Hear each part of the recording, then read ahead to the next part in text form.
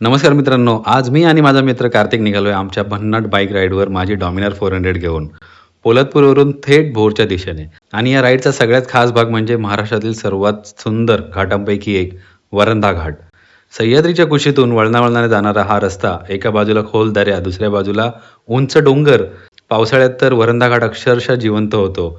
समोर उंच डोंगरावरून कोसळणारे धबधबे, हिरवाईने भरलेले घाट रस्ते आणि थंडगार वारा. हे दृश्य शब्दात सांगणं तर खूप कठीण आहे. पण फक्त पावसाळाच नाही, उन्हाळ्यातही या घाटाची मजा वेगळीच असते. रस्त्याच्या कडेला तुम्हाला भरपूर माकडं दिसतात, काही शांत बसलेली, तर काही प्रवाशांकडे उत्सुकतेने बघणारी. वरंधा घाटात पुढे जाताना लागतं एक शांत आणि प्रसन्न मंदिर.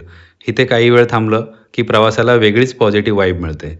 आणि मंदिराच्या डावीकडेच दिसतो भला मोठा कावळागड. हा किल्ला ट्रेकरसाठी खास अट्रॅक्शन आहे. वरून दिसणारं दृश्य तर भन्नाटच. पुढे भोरच्या दिशेने उतरताना उजव्या बाजूला लागतं विशाल आणि सुंदर नीरा देवगर धरण. विशाल पाणीसाठा आणि आजूबाजूचा निसर्ग पाहताना काही क्षण थांबावंसंच वाटतं. इतकी जबरदस्त राईड झाल्यावर आता वेळ होती काहीतरी स्पेशल खायची. आणि आम्ही पोचलो भोरमधल्या प्रसिद्ध सार्थक हॉटेलमध्ये. इथलं स्पेशल भोलाईचं मटण म्हणजेच मेंढीचं मटण त्यांच्या खास काळ्या मसाल्यात बनवलेलं असतं. पहिला घास घेताच पूर्ण राईड वर्थ वाटली. आणि फक्त काळं मटणच नाही, सार्थक हॉटेलमध्ये अजूनही भरपूर व्हरायटीज आहेत ज्या तुम्ही नक्की ट्राय करू शकता.